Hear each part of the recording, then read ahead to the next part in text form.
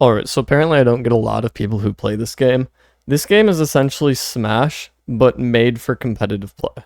And also, instead of having a billion characters on the roster, there's only a few, but they're all very unique. So the one that I'm going to be playing today is called Orcane, and she is a little orca. And what's so special about her is she can place down a puddle and either use it for recovery or bubbles, or to make her strong attacks even stronger. You can also use it as a teleport for her special pummel. Anyways, I think I had about 1 day of experience going into this. I think my Orcane was level 4 or 5 at the start, and my elo originally was 795, so let's see what happens. On the evening of day 1, I played against an Olympia who I remember playing against way back when on one of my other videos, where I brought another character to gold. And I remember playing against this Olympia because they are really good, but they're very habitual. They do the same things over and over. I was able to catch on and win once again. As with most of the new characters, this character just makes me very upset because playing her is so much different than playing the other characters. Again, this ties back to having fewer characters, but they're more unique. The reason why it was so difficult for me is because I love approaching with fair. You think about Edalus fair, Zetterburn fair, Olympia fair, and those are all the fairs that I love approaching with. But you can't exactly approach with Orcane fair because it's not a good approach tool. It's a great spacing tool, but not something to get combos started. So that was very, very difficult for me.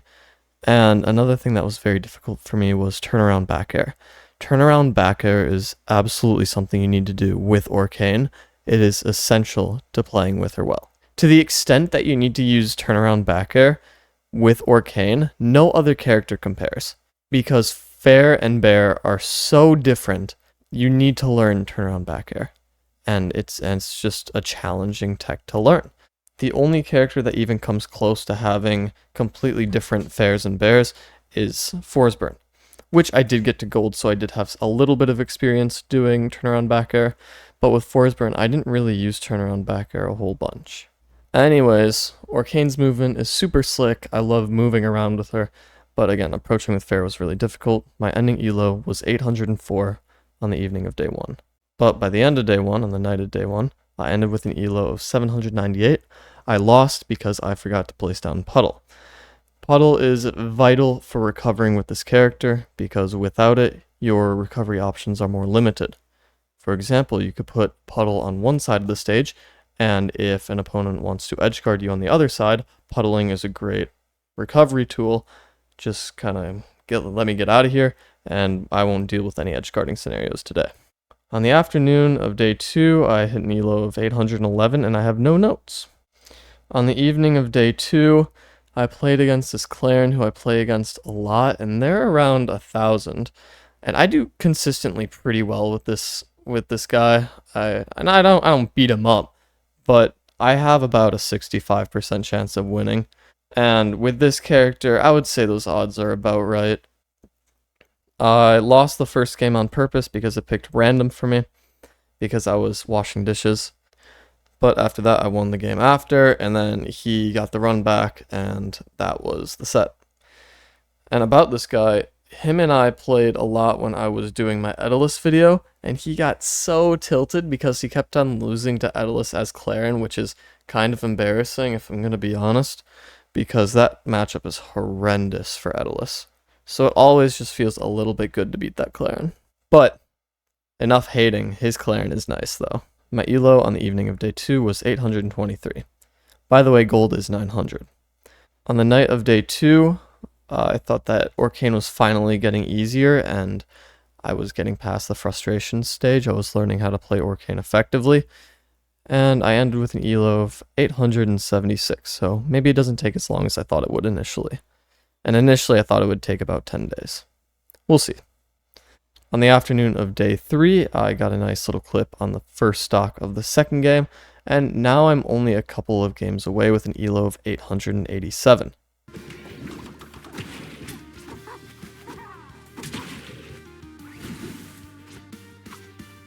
On the evening of day 3, I had a great ending to game 2, and I learned a lot. I'm finally starting to understand her movement, which options to use and when. I don't want to use up tilt that often, but it's good to trap beginners with. Back air is great as a kill option. Fair is great for zoning. Bubbles are great, but you can't abuse them because if somebody parries the bubbles, then you get absolutely shit on. But the pieces are coming together, and I'm starting to enjoy playing this character. When I'm in the zone with her, I'm in the zone. My ending elo was 881. On the afternoon of day 4, I played against a beginner, and it was very campy, and I kind of spammed bubbles here. And as for my notes, I put, if you are losing to the same option, then you are spamming the wrong option. Remember that, kids. And it's true. If you keep on losing to the same thing over and over, you're doing something wrong. There's almost always counterplay. I ended with an elo of 887. On the evening of day 4, I played against a bad Zetterburn, and I feel like whenever I play people, no matter the character, I always play down to their level. Like, if they're worse than me, I'll play pretty poorly, but if they are better than me, then I'll rise up and do better than I normally would. I played against a Gold Craig on this session, and I got cheesed twice, but I was kind of asking for it. I was playing pretty recklessly. This game was very, very fun. I really did enjoy playing against this Craig. And the games were very, very close. Each of them went to 1 stock, and it went to 3 games. It was great. I had a great time. On the night of day 4, I played against a Forsburn who kept on spamming F smash, and I was getting really tilted because I lost to this guy just spamming smash attacks. But I did hit this nice little combo on the first stock of the second game. And again, like I said, I lost, so I got upset. I punched my bed, and I hurt my hand because the bed was thinner than I thought it was. This bed is thinner than my bed back home is. So I punched it unknowingly, unknowing that I would create a soft spot and punch the metal holding up the bed. So that was super fun. My elo at the end of the night of day 4 was 887. On the morning of day 5 was bad. Like, not game-wise, like I made it to gold, but it was just, I was not having a good time. I went to the dentist, and I realized that my teeth are messed up, which is really sad because I was trying really hard to take care of them, but whatever. I hit some clips, and I got really close to gold in the morning, and then I lost to a Claren, and I said that her sword is longer than my back air. This isn't fair. And on the evening of day 5, I managed to get into gold with an elo of 909. Honestly, I think I plateaued around low gold.